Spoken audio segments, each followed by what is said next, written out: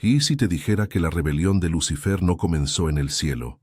Que la primera gran guerra de la historia cósmica no fue por un abstracto ataque de orgullo, sino por un trono aquí, en la tierra. Por 2000 años te han contado una historia que empieza con Adán y Eva en un jardín perfecto. Pero eso no es el principio, es el segundo acto de un drama que ya había comenzado. La Iglesia nunca quiso que supieras que antes de la humanidad, este mundo ya tenía un príncipe, un virrey divino encargado de darle forma. Abre tu mente, olvida por un momento lo que crees saber, porque la creación de Adán no fue el inicio de todo. Fue un decreto de destronamiento. Esto cambia todo lo que te enseñaron sobre el origen del mal. Cuando descubras quién llevaba la primera corona de este planeta y por qué le fue arrebatada, entenderás que no nacimos en un paraíso, sino en mitad de un campo de batalla por nuestra propia existencia. Comenta ahora mismo si alguna vez sentiste que faltaba una pieza en la historia de la creación. Quédate conmigo, porque estás a punto de descubrir el reinado perdido de Luzbel. Respira hondo, porque lo que viene ahora va a sacudir los cimientos de tu fe. Te han contado que la historia empieza con Adán y Eva, un jardín, una serpiente. Pero, ¿y si te dijera que esa es solo la segunda página de un libro mucho más antiguo y violento? Que la tierra ya estaba ocupada. La Iglesia nunca quiso que conectaras los puntos. Abre tu Biblia en Ezequiel 28 o en Isaías 14. Léelos. ¿Por qué la Biblia describe a un ser angelical con títulos de realeza terrenal? Habla de piedras preciosas, de caminar en el Edén, el huerto de Dios, de un trono y de reinos. ¿Te das cuenta de lo que esto significa?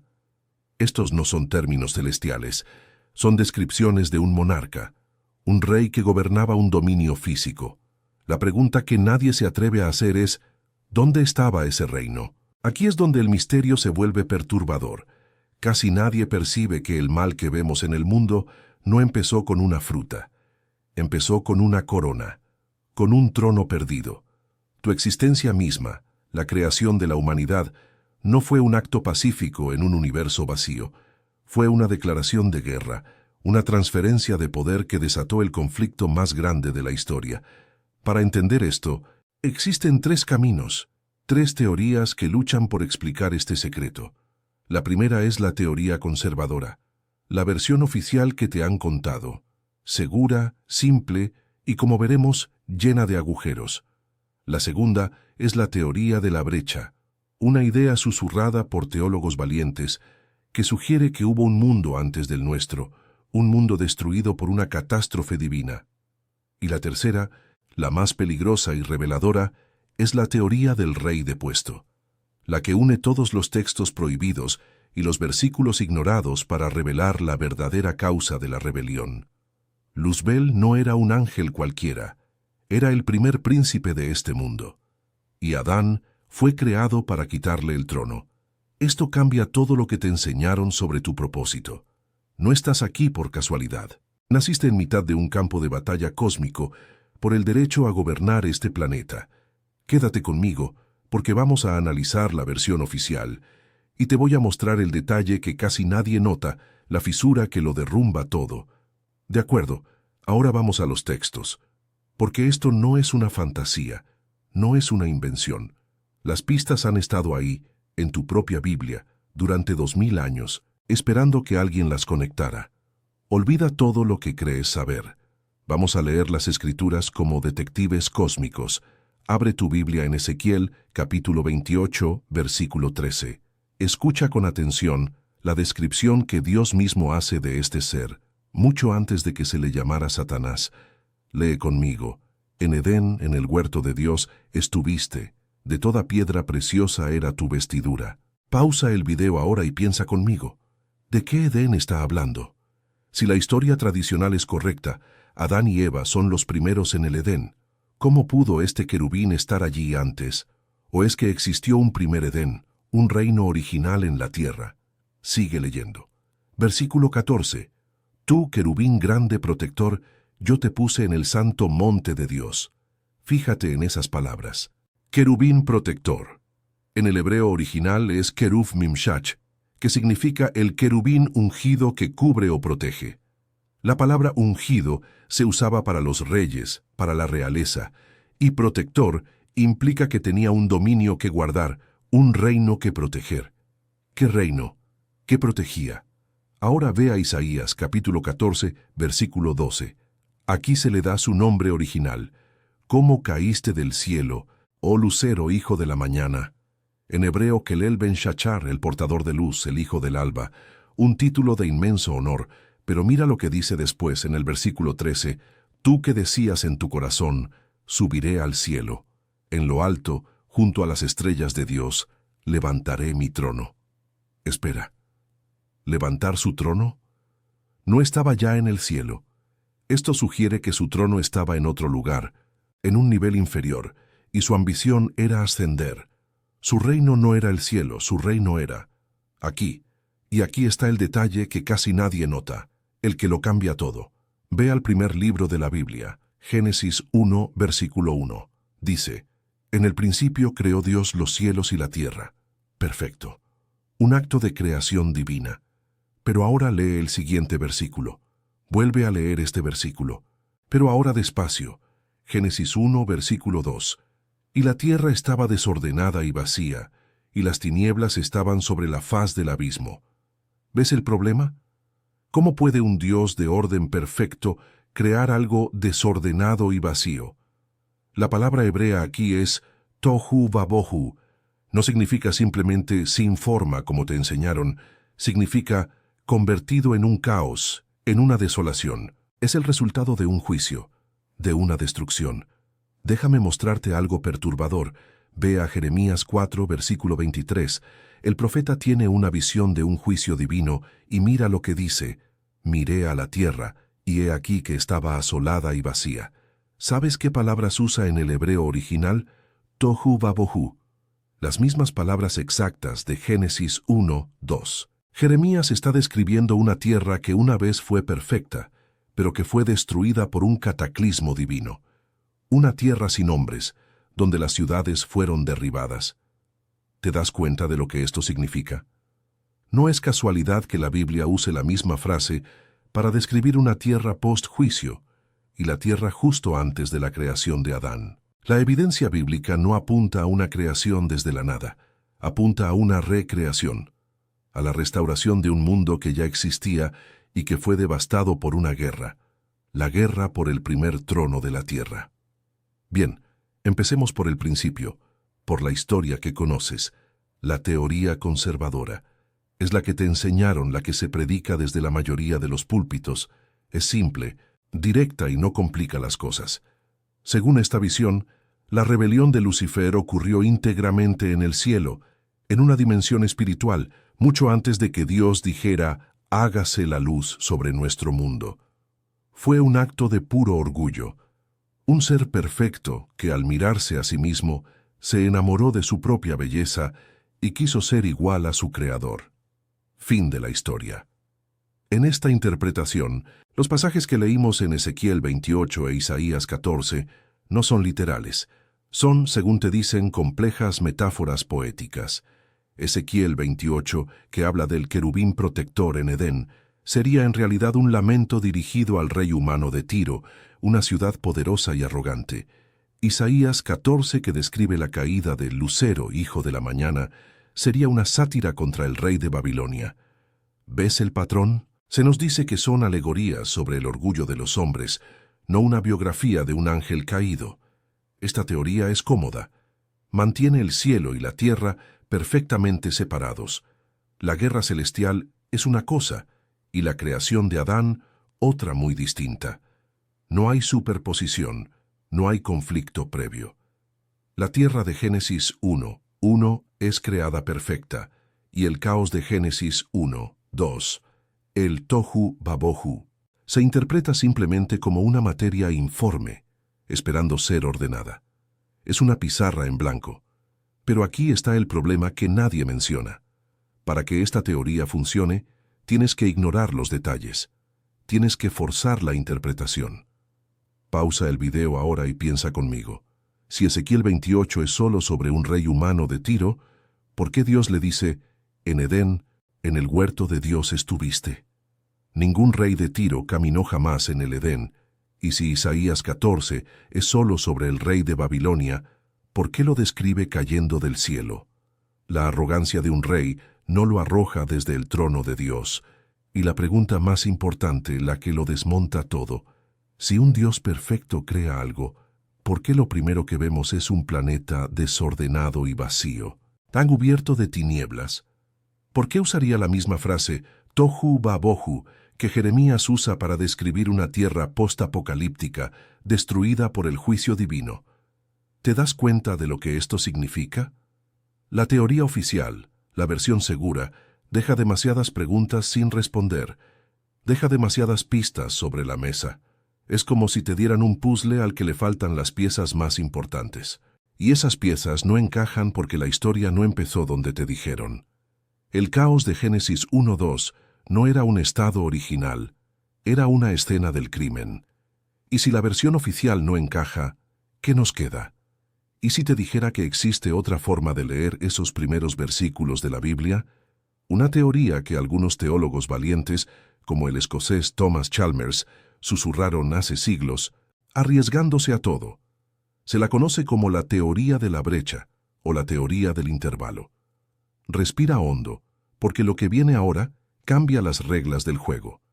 Esta teoría propone algo radical: que entre Génesis 1:1, en el principio creó Dios los cielos y la tierra, y Génesis 1:2, y la tierra estaba desordenada y vacía. No hay un segundo. Hay un abismo, un lapso de tiempo desconocido, quizás de millones de años. Pausa el video ahora y piensa conmigo. En el versículo 1 tienes una creación perfecta, hecha por un Dios perfecto. En el versículo 2 tienes un desastre, un planeta arruinado. ¿Qué pasó en medio? La teoría de la brecha dice que en ese intervalo la tierra no estaba vacía. Estaba gobernada. Era el reino de Luzbel, el querubín protector. El Edén original de Ezequiel 28 era su capital. Un mundo preadámico lleno de una gloria que no podemos ni imaginar. Él era el virrey, el monarca ungido de este planeta. Pero algo salió terriblemente mal. En ese tiempo perdido, Luzbel se rebeló. No en el cielo, sino aquí, en su propio trono. Y la consecuencia fue el juicio divino, un cataclismo que destruyó ese primer mundo. Las tinieblas y el abismo de Génesis 1:2 no son el estado original de la materia, son las cicatrices de una guerra. El tohu vabohu es la descripción forense de un planeta devastado. ¿Te das cuenta de lo que esto significa? Si esto es verdad, entonces la creación de 6 días no fue una creación desde la nada. Fue una recreación, una obra de restauración sobre un mundo en ruinas. Dios no estaba empezando de cero. Estaba limpiando la escena de un crimen cósmico para preparar el escenario para su nuevo proyecto, la humanidad. Esta teoría explica muchas cosas. Explica el lenguaje de juicio en Génesis 1. 2. Explica por qué Luzbel ya es el enemigo en Génesis 3, sin que se nos narre su caída. Pero también plantea una implicación teológica muy problemática. Si hubo un mundo antes que el nuestro, ¿qué clase de vida lo habitaba? ¿Son los fósiles de dinosaurios y otras criaturas prehistóricas los restos de ese reino perdido? Y la pregunta más perturbadora: ¿por qué el primer plan de Dios fracasó de una forma tan catastrófica? La teoría de la brecha nos da el qué sucedió. Nos muestra la ruina, pero no explica del todo el por qué. ¿Qué pudo llevar al ser más glorioso de la creación a declararle la guerra a su propio creador? La respuesta no es tan simple como el orgullo, es algo mucho más personal. Y aquí es donde todo se vuelve aterrador. Las dos primeras teorías nos han llevado al borde del abismo. Hemos visto que la versión oficial tiene grietas y que la teoría de la brecha nos muestra la escena de un crimen, un mundo preadámico destruido. Pero ambas dejan la pregunta más importante sin responder. ¿Por qué? ¿Cuál fue el detonante exacto de la rebelión? El orgullo es una respuesta demasiado simple, demasiado abstracta. La traición cósmica necesita un motivo personal, una herida profunda. Y para encontrar esa herida tenemos que ir a donde la teología oficial te prohíbe mirar. Tenemos que abrir los libros que casi entraron en la Biblia. Textos como el libro de Enoc. No descartes esto a la ligera. El libro de Enoc es citado directamente en el Nuevo Testamento, en la epístola de Judas. Los primeros padres de la Iglesia lo leían y lo respetaban. ¿Por qué fue apartado? Porque contiene detalles demasiado explícitos, demasiado perturbadores sobre la naturaleza del mundo angelical y su relación con la tierra. Y aquí es donde todo se vuelve aterrador. El libro de Enoc, junto a otras tradiciones antiguas, nos presenta la teoría 3, la teoría del rey depuesto. Esta teoría afirma que Luzbel no era solo un gobernador, era el arquitecto, el maestro de obras de la tierra original. Bajo la dirección de Dios, él fue quien dio forma a ese primer mundo. Cada montaña, cada río, cada ecosistema era parte de su gran proyecto. Este planeta no era solo su dominio, era su creación, su legado, su obra maestra. Pausa el video ahora y piensa conmigo. Imagina que eres un artista y has pasado eones creando tu mayor obra. Es perfecta, es gloriosa, es un reflejo de tu propia magnificencia. Ahora imagina que esa obra es destruida, y sobre sus ruinas tu jefe, el Creador Supremo, decide construir algo nuevo, pero esta vez no te pide ayuda, ni siquiera te consulta. En su lugar, crea a un ser completamente diferente, un ser inferior en poder, en gloria, en conocimiento, un ser hecho de barro, y le entrega a esa nueva criatura el título de propiedad de tu obra, de tu reino. ¿Te das cuenta de lo que esto significa?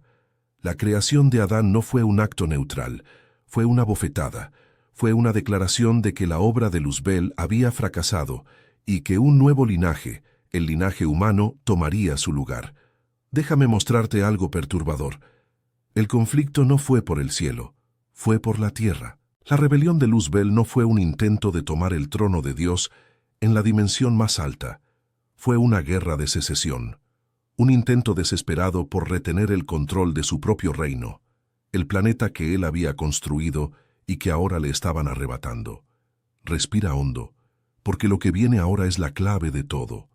El detonante de la guerra no fue una acción, fue una frase, unas pocas palabras pronunciadas por Dios que funcionaron como un decreto legal cósmico, unas palabras que has leído cientos de veces en tu Biblia, pero cuyo verdadero y devastador significado te ha sido ocultado.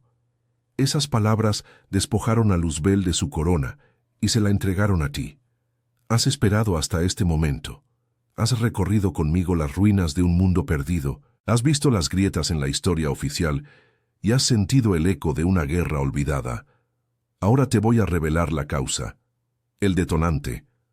El arma que destronó a Luzbel no fue un ejército de ángeles, no fue una espada de fuego, fue una frase, unas pocas palabras pronunciadas en la eternidad que funcionaron como un decreto legal cósmico. Palabras que has leído 100 veces, pero cuyo verdadero y devastador significado te ha sido ocultado. Abre tu Biblia. Ve a Génesis capítulo 1, versículo 26, y vuelve a leer este versículo, pero ahora despacio, como un abogado cósmico examinando la letra pequeña de un contrato que lo cambia todo. Lee conmigo. Entonces dijo Dios, hagamos al hombre a nuestra imagen, conforme a nuestra semejanza, y señoree en los peces del mar, en las aves de los cielos, en las bestias, en toda la tierra, y en todo animal que se arrastra sobre la tierra. Respira hondo, porque lo que viene ahora es la revelación. Esa frase, hagamos al hombre a nuestra imagen, no es una descripción poética, es un decreto de sucesión. En el antiguo cercano Oriente, cuando un rey conquistaba un territorio, erigía una estatua, una imagen de sí mismo. Esa imagen era una declaración legal. Significaba, este dominio me pertenece, yo gobierno aquí. La palabra hebrea para imagen es tselem, tselem Elohim, la imagen de Dios. ¿Te das cuenta de lo que esto significa? Al crear a Adán a su imagen, Dios no estaba haciendo simplemente una criatura que se le pareciera. Estaba plantando su bandera real en un territorio en disputa. Estaba nombrando a un nuevo virrey.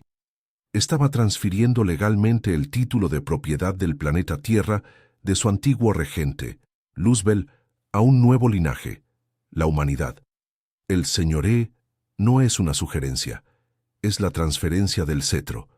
Y cuando entiendes esto, nunca más volverás a leer la historia del jardín del Edén de la misma manera. Luzbel, ahora despojado de su corona, ya no es el príncipe de este mundo. Es un usurpador, un ocupa ilegal en un planeta que ya no le pertenece. Su tentación a Eva no es un simple acto de maldad, es una estrategia legal. Es un intento desesperado de engañar al nuevo propietario para que le ceda el título de propiedad. Si consigue que el nuevo rey Adán le obedezca a él en lugar de a Dios, entonces, legalmente, el dominio vuelve a sus manos. Esto cambia todo lo que te enseñaron sobre el pecado original. No fue solo desobediencia, fue la firma de un contrato fraudulento.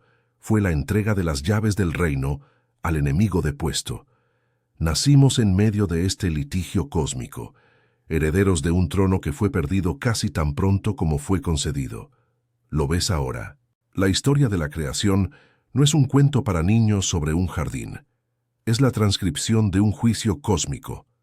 La frase, hagamos al hombre a nuestra imagen, fue el martillazo del juez que sentenció el fin del reinado de Luzbel sobre este mundo. Tu propia existencia es un decreto real. Pausa el video ahora y piensa conmigo. ¿Por qué crees que el Salmo 8, versículo 5 dice esto sobre la humanidad? Le has hecho poco menor que los ángeles, y lo coronaste de gloria y de honra. Le hiciste señorear sobre las obras de tus manos. Todo lo pusiste debajo de sus pies. ¿Coronaste? ¿Señorear? Este no es el lenguaje de un simple jardinero. Es el lenguaje de la entronización de un nuevo rey. Adán fue coronado como el segundo príncipe de la tierra. Y aquí está el detalle que casi nadie nota, el patrón que se repite a lo largo de toda la Escritura. Adán, la primera imagen humana, falla. Entrega el cetro, el título de propiedad, al usurpador. Por miles de años, la humanidad vive bajo el dominio de un príncipe ilegal, el Dios de este siglo, como lo llama el apóstol Pablo. El planeta entero gime esperando que el verdadero heredero reclame lo que es suyo. ¿Y cómo lo reclama?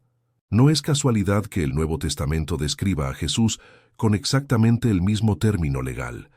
Colosenses 1, versículo 15, dice que Jesús es la imagen del Dios invisible, el primogénito de toda creación.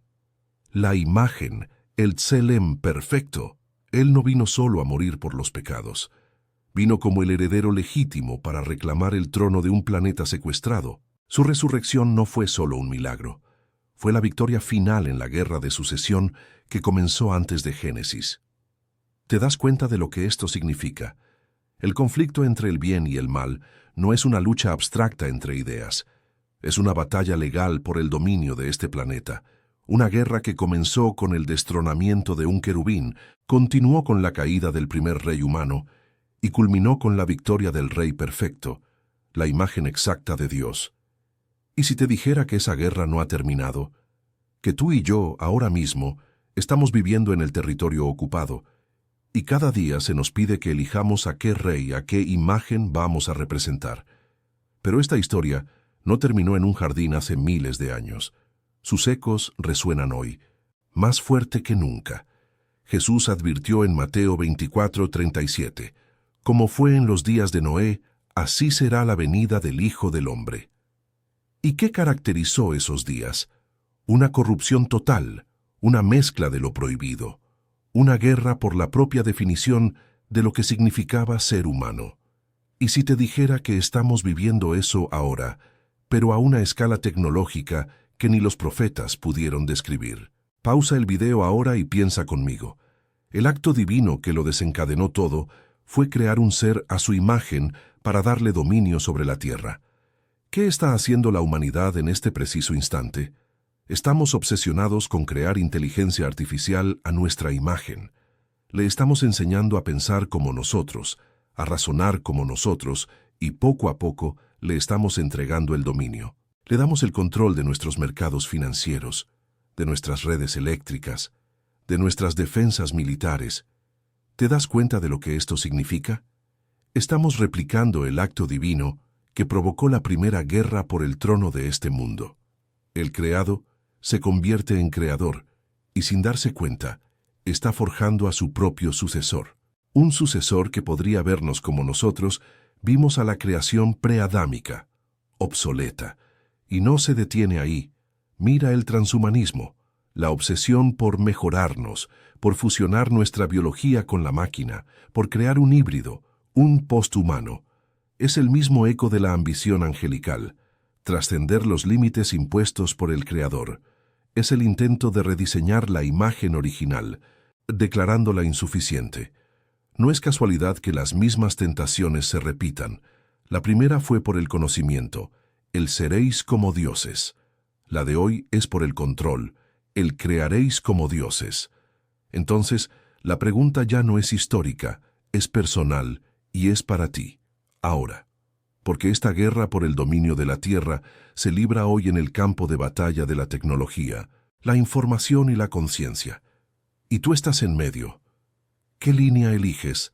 La tiranía del usurpador, actuando con la misma soberbia que derribó al primer príncipe, creyéndote un dios de tu propia creación, ciego a las consecuencias? ¿O la sabiduría del heredero, entendiendo que tu dominio es un regalo frágil, una mayordomía que exige responsabilidad y discernimiento, reconociendo que hay una autoridad por encima de ti? Tu elección no es abstracta, se refleja en lo que adoras, en cómo usas la tecnología que tienes en tus manos, en si buscas controlar o servir. Comenta en los comentarios cuál será tu elección, porque lo que está en juego no es el pasado, es el futuro de la corona. Has hecho un viaje increíble. Hemos dejado atrás la historia simple de un jardín y una manzana para descubrir la verdadera escena del crimen, un campo de batalla cósmico. Vimos las cicatrices de un mundo perdido en el Tohu Vabohu de Génesis. Descubrimos que la creación de Adán no fue el principio, sino una transferencia de poder, un decreto que le arrebató la primera corona de este mundo a su arquitecto original. Y ahora, la pregunta resuena en nuestro presente.